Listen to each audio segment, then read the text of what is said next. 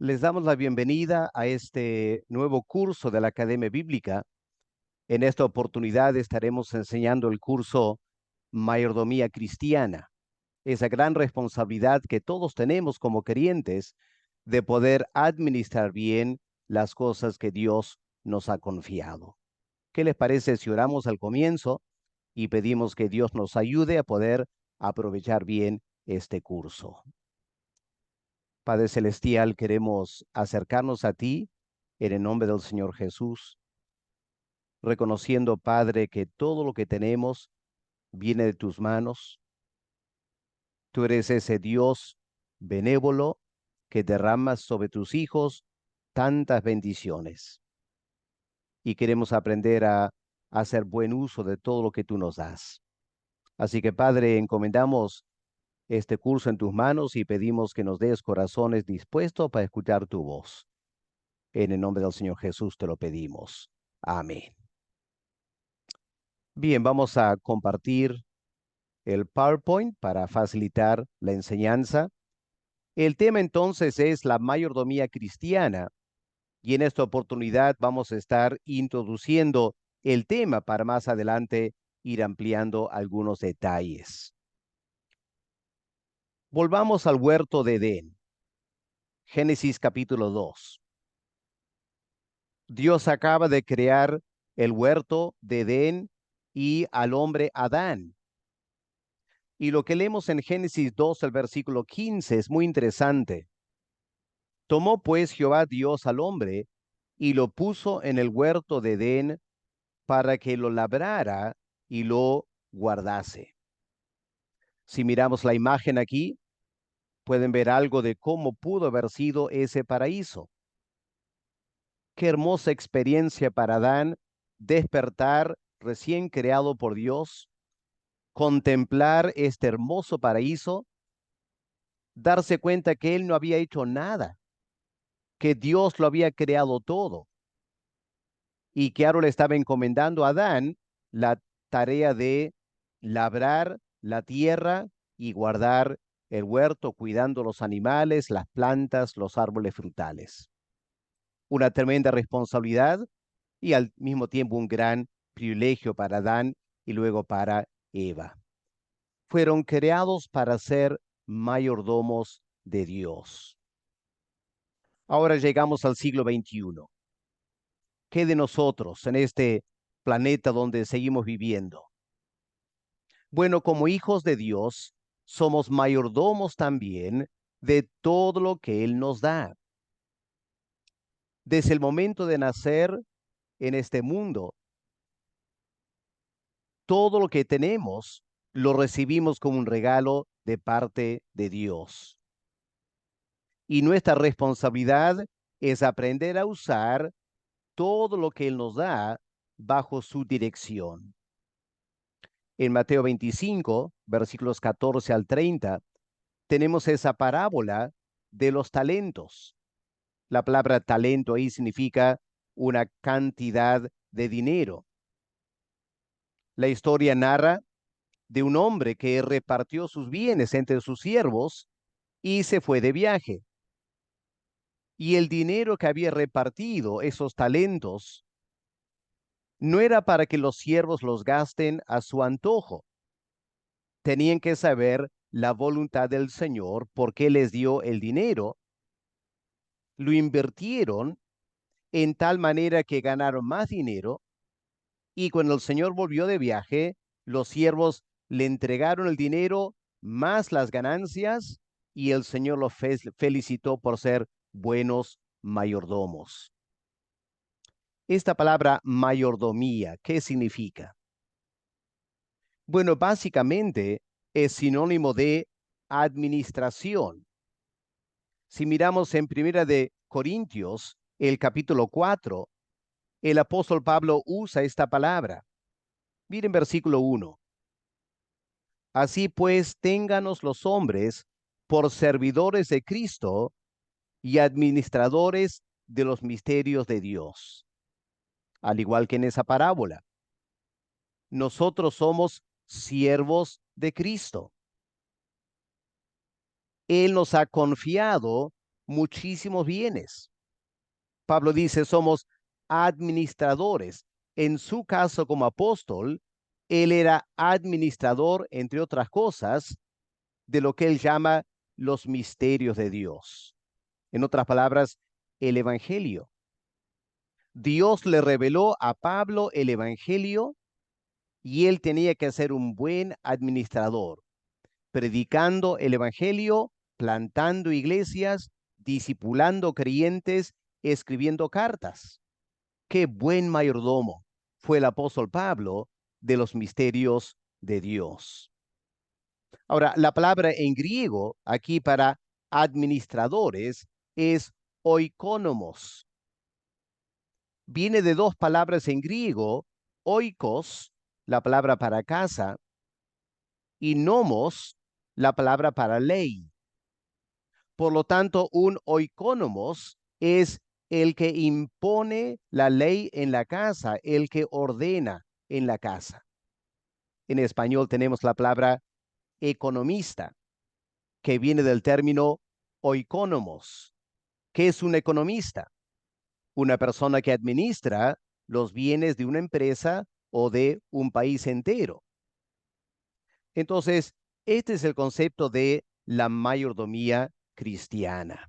Vamos a puntualizar algunos asuntos importantes. En primer lugar, tenemos que reconocer que todo lo que tenemos viene de Dios. El mundo no piensa así, ¿no es cierto? El mundo piensa que si tiene muchas cosas, es gracias a su trabajo, su esfuerzo, se felicita, se jacta de todo lo que tiene. Y el que no tiene se queja por la injusticia de otros. La Biblia nos presenta otro enfoque totalmente diferente.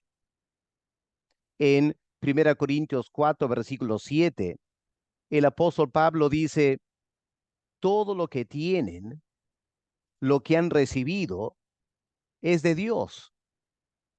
Y si todo se lo deben a Él, ¿por qué presumen como si ustedes solos lo hubieran conseguido? No tiene sentido, Pablo, que se jacten pensando que ustedes han logrado ganar lo que tienen. No, es Dios quien nos concede todo lo que tenemos. La inteligencia, la energía para trabajar y ganar en la empresa, todo eso viene de Dios.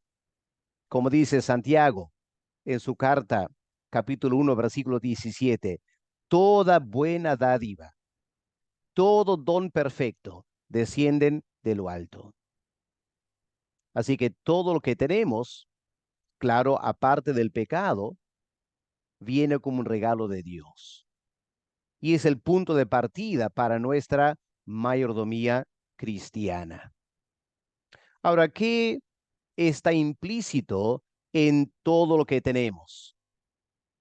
Bueno, todo lo que tenemos. Empezando con algo tan sencillo como el tiempo. Cada día que vivimos es un regalo de parte de Dios. No hemos hecho nada para merecerlo.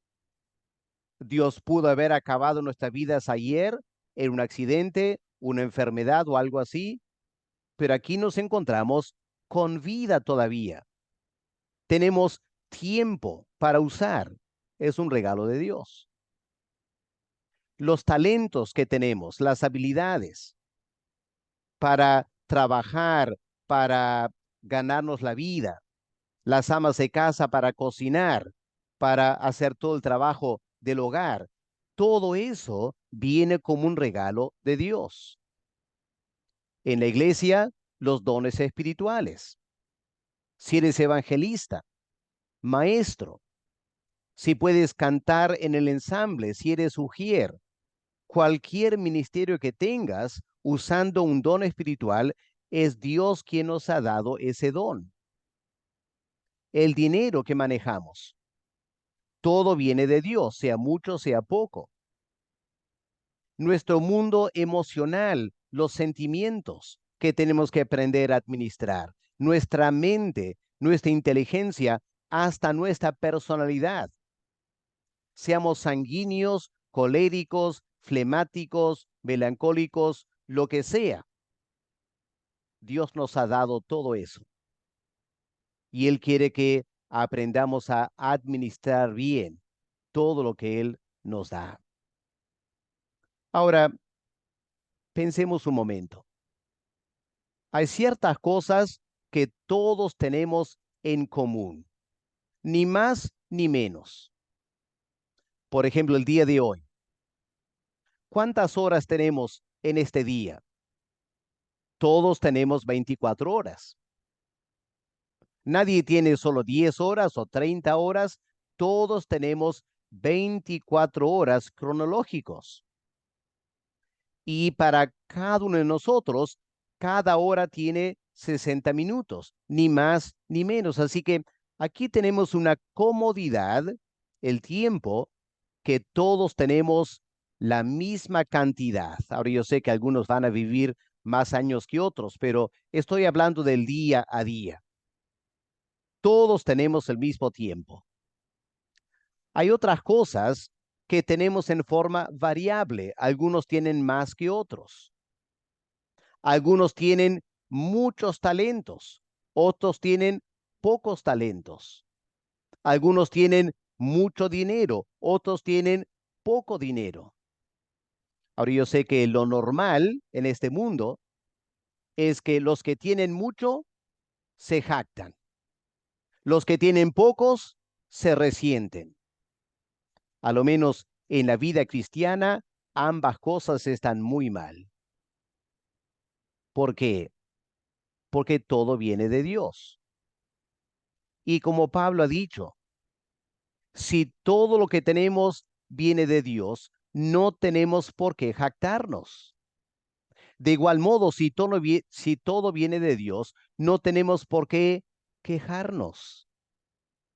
La verdad es que tener mucho trae sus problemas, porque uno tiene que trabajar mucho más para ser un buen mayordomo.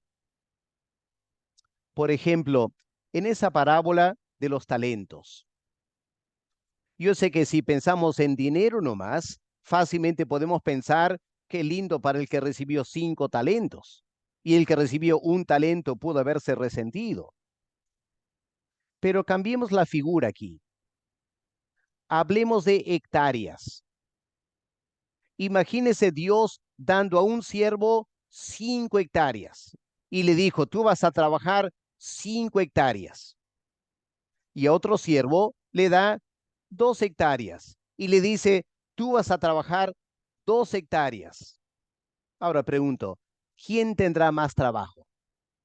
¿El que tiene 2 hectáreas o el que tiene 5 hectáreas?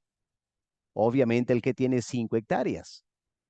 Es mucho más fácil administrar 2 hectáreas que 5 hectáreas. Así que tenemos que aprender a evaluar bien lo que tenemos y no pensar como el mundo piensa. A mayores bienes, mayor responsabilidad tenemos delante del Señor. Eso nos lleva al segundo punto. Somos responsables ante Dios por el uso que damos a lo que Él nos da. Somos responsables. Ahora, la pregunta es ¿por qué?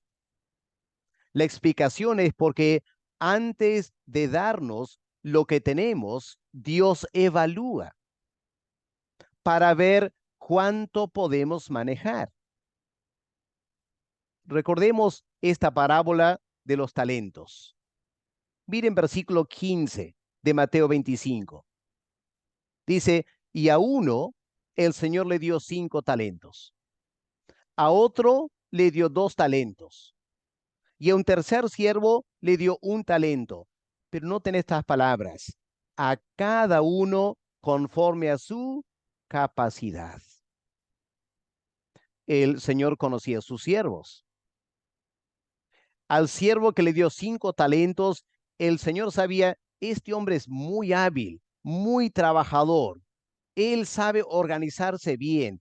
Él va a usar muy bien 5 talentos. Pero el otro siervo, bueno, no tiene la misma habilidad, no tiene el mismo esfuerzo, si le doy 5 talentos, le voy a sobrecargar, piensa el Señor.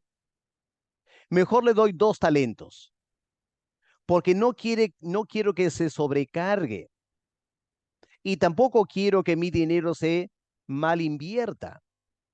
Le voy a dar 2 talentos porque eso es exactamente lo que él puede manejar.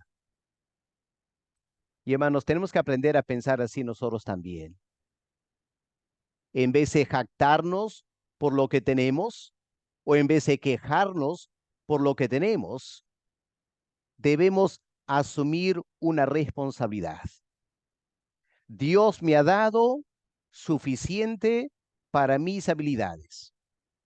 Así que debo trabajar con todo el esfuerzo que yo tengo, no mirando a lo que otros tienen, sino simplemente contentándome con lo que Dios me ha dado y asumiendo mi responsabilidad de usar bien lo que Él me ha dado porque Él ha evaluado mis habilidades y Él me da lo suficiente para que yo pueda trabajar bien, sin sobrecargarme y tensionarme y sin ser ocioso. Qué lindo pensar que Dios es muy sabio en lo que Él nos da. Y Él espera que correspondamos con esta responsabilidad. Y hermanos, recordemos siempre que un día vamos a dar cuentas a Dios. No vamos a rendir cuentas a otras personas. A veces encontramos creyentes que están muy preocupados por lo que los papás piensan, o lo que los hijos piensan, o la esposa piensa, o el esposo piensa, o los tíos piensan, etcétera. Mas no, al único a quien vamos a rendir cuentas es a Dios. Y por lo tanto, a Dios debemos servir y a Dios debemos agradar. Somos sus siervos y tenemos que usar las cosas que Él nos da en forma responsable. Eso es fundamental para nuestra mayordomía cristiana. En tercer lugar, cuán importante es, hermanos, usar las cosas que tenemos, que Dios nos da, según su voluntad, no la mía o lo que el mundo piensa. En esta parábola leemos, el que recibió 5 talentos, ¿qué hizo? ¿Lo gastó en sí mismo? No. Él fue y negoció con ellos y ganó otros 5 talentos. Asimismo, el que recibió 2 talentos ganó también otros 2 talentos. ¿Por qué lo hicieron? Porque sabían que para eso el Señor les había dado el dinero. Lo hicieron trabajar, ganaron más dinero y luego devolvieron todo el dinero al Señor. Los 5 talentos que recibieron, más los 5 que ganaron. Todo era para el Señor porque para eso les dio el dinero. Él no tenía por qué darles dinero, ¿no es cierto? Él pudo haber sido de viaje y dejarlos así nomás, pero los honró compartiendo con ellos sus bienes. Y ellos entendieron la responsabilidad de usar esa plata conforme a la voluntad del Señor. Hermanos, un día nosotros vamos a rendir cuentas a Dios por cómo hemos usado todo lo que Él nos da. Escuchen bien, hermanos. Es fundamental saber la voluntad de Dios para todas las cosas que Él nos da. Estos siervos cumplieron la voluntad del Señor. Ahora, nosotros como creyentes, ¿cómo sabemos la voluntad de Dios para lo que tenemos? Sea tiempo, dinero, dones, talentos, personalidad, nuestra mente, etcétera. ¿Cómo sabemos? Bueno, vamos a la Biblia, ¿no es cierto? En la Biblia encontramos muchos principios que rigen el uso de cada cosa que Dios nos da. Por eso debemos estudiar la Biblia. aprovechando cursos como estos para entender el plan de Dios acerca de todo lo que tenemos. Por ejemplo, ¿se han dado cuenta ustedes que uno de los mandamientos en Éxodo 20 nos explica la voluntad de Dios para el tiempo? Estas 24 horas que tenemos al día, 7 días a la semana, etcétera. Dios ya nos ha dado a entender cuál es su voluntad. Vamos a mirar Éxodo 20 para notar este interesante principio de Dios en cuanto al uso del tiempo. Miren en Éxodo 20, versículo 8. Acuérdate del día de reposo para santificarlo. Ahora, la gran mayoría de creyentes se quedan ahí, pensando que lo único que el mandamiento enseña es que hay que guardar el día de reposo. Antiguo Testamento, el sábado; Nuevo Testamento, el domingo. Pero hay que leer el siguiente versículo. Aquí está el principio de Dios en cuanto al uso del tiempo. 6 días trabajarás y en 6 días harás toda tu obra. Esa es la voluntad de Dios para nosotros. Él nos da suficiente trabajo para poder ser buenos mayordomos. Un buen mayordomo cumple todo su trabajo en 6 días. Hace toda su obra en 6 días. Y el séptimo día puede descansar. Pero ¿qué encontramos en la iglesia? ¿Cuál es el común denominador de los creyentes? Yo sé que hay muchos creyentes que están en la iglesia sirviendo a Dios el domingo. Excelente. Pero también uno nota que hay creyentes que trabajan el domingo. ¿Cuántos estudiantes universitarios estudian el domingo? Hacen tareas el domingo. ¿Cuántas amas de casa lavan el domingo? ¿Cuántas personas de negocio trabajan vendiendo el mercado el domingo? ¿Cuál es el problema aquí? No están entendiendo la voluntad de Dios. La orden está clara, ¿no es cierto? Para ser buenos mayordomos, debemos aprender a trabajar bien los 6 días para que el séptimo día podamos descansar. Yo me acuerdo cuando estaba en la universidad en Inglaterra. Me fui de la casa lejos de estudiar en un internado como los demás estudiantes y ahora tenía todo el día libre, nadie me controlaba y yo podía hacer exactamente lo que yo quería. Y me di cuenta cuán fácil como estudiante era perder mucho tiempo. Perder tiempo saliendo con los amigos, yendo a ver alguna película, un teatro, yendo a tomar un café, hacer un sinfín de cosas, menos estudiar. Lo que yo decidí hacer delante del Señor fue lo siguiente. Yo pensé, un trabajador mayormente trabaja 8 horas al día. Muy bien. Yo voy a estudiar 8 horas al día. Bien estudiado. Y estructuré mi día para trabajar 4 horas en la mañana y en la tarde 4 horas. En clases, leyendo extra, preparándome para exámenes, haciendo tareas. Yo hacía todo mi trabajo en 8 horas, 6 días a la semana. Y el resultado era que el domingo podía con tranquilidad descansar, no estudiaba, no escribía monografías, nada. Porque Dios ordenó trabajar bien 6 días para que el séptimo día pueda descansar. Ahora, algunos amigos míos cristianos no hacían 8 horas. Iban a clases, pero también hacían muchas otras cosas.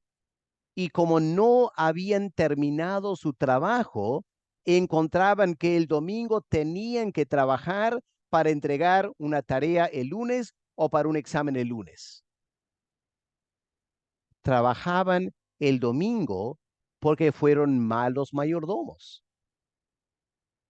No trabajaron bien durante la semana. Fueron un poco ociosos, desperdiciando su tiempo. Y hermanos, lo que Dios quiere para nosotros es que tengamos este buen ritmo de trabajo.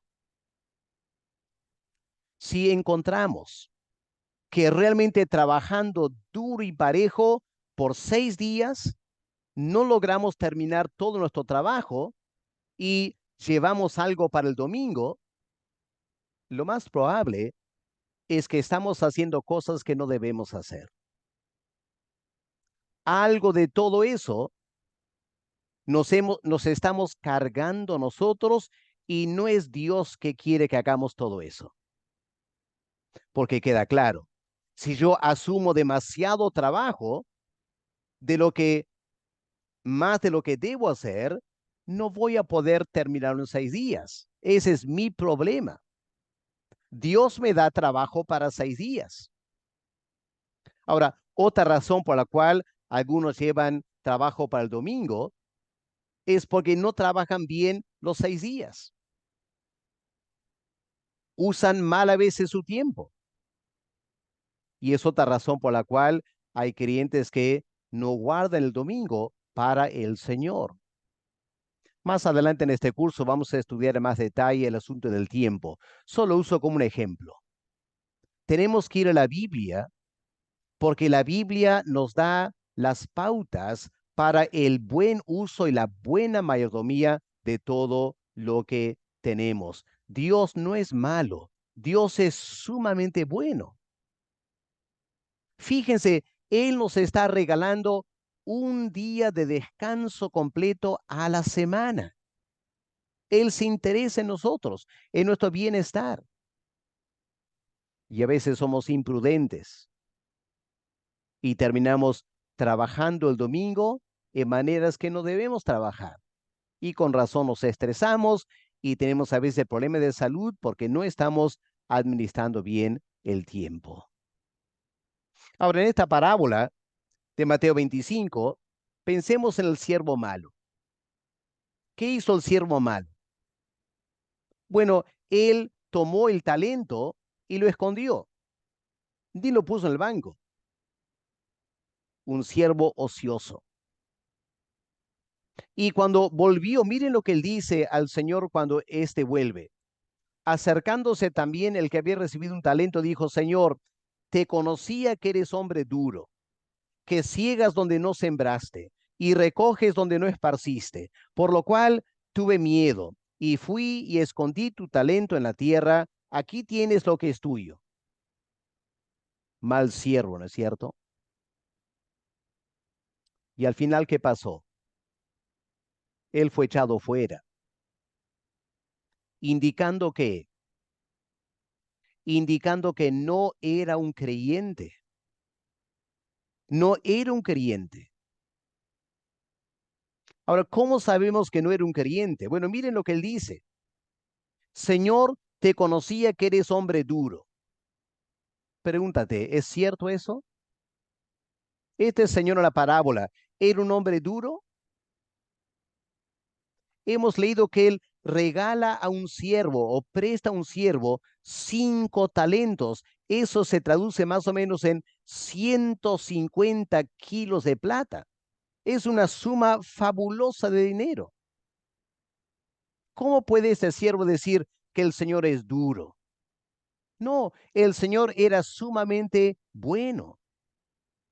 Mire qué más dice el siervo, que ciegas donde no sembraste y recoges donde no esparciste. ¿Será cierto eso? Claro que no. Por eso les dejó el dinero.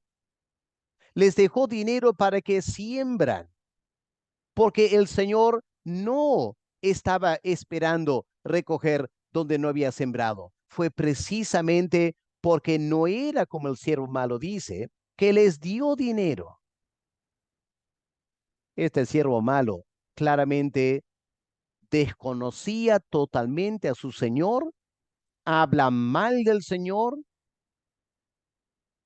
y apunta a una persona que quizás está en la iglesia, pero no conoce al Señor.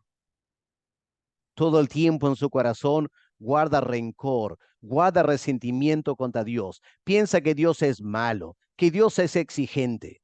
Una tergiversación total de lo que Dios es. De tal manera amó Dios a este mundo que dio a su Hijo. No, una persona que tiene malos pensamientos de Dios no es un creyente. No ha nacido de nuevo.